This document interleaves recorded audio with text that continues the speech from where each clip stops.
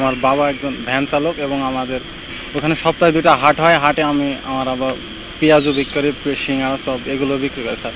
আর আমাদের বাড়ি করা জমিটুকু ছাড়া আর কোনো কিছু নাই, একটা গরু গয়ালে নাই স্যার।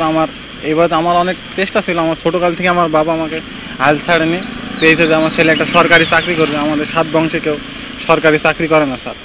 এই জন্য আমি খুব চেষ্টা করেছি স্যার, আল্লাহ আমার ফল দিছে এবং আমার বাপ মার দোয়া আমার কাজে লেগেছে এবং আল্লাহ আমাকে অবশেষে দিছে স্যার।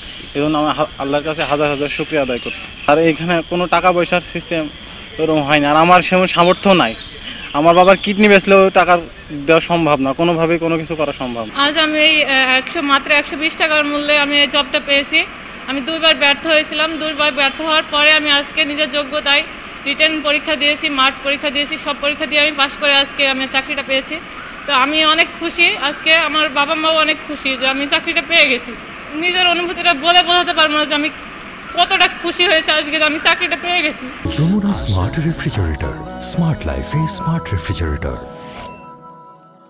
নিজের যোগ্যতায় চাকরি পাওয়া এটা আসলে নিজের কাছে সবচেয়ে গর্বের বিষয়।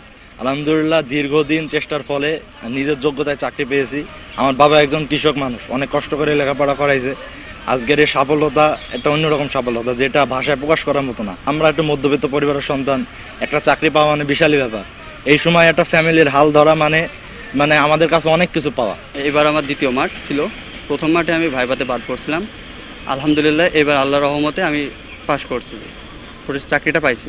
আমার আব্বু একজন কৃষক, নিতান্তই গরিব ফ্যামিলি থেকে আসছি। আলহামদুলিল্লাহ, আল্লাহর কাছে হাজার হাজার শুকরিয়া। আমার ছেলের কোনো টাকা পয়সা লাগেনি, আমি শুধু 120 টাকা দিয়ে একটা ফর্ম কিনে আল্লাহর ভরসা করি, শুধু আল্লাহর উপর বিশ্বাস করি। আমার ছেলেরা আজ চাকরি হয়েছে, আমি খুব খুশি। 1 কাঠা জমি নাই, আমার শুধু ভ্যানটাই স্যার। বাংলাদেশ পুলিশ এই ধরনের থেকে বের হয়ে এসেছে এবং এর প্রমাণ হচ্ছে এই 11 জন। আপনারা এই 11 জনের সঙ্গে আলাদা করে কথা বলেন, আমরা চলে যাচ্ছি।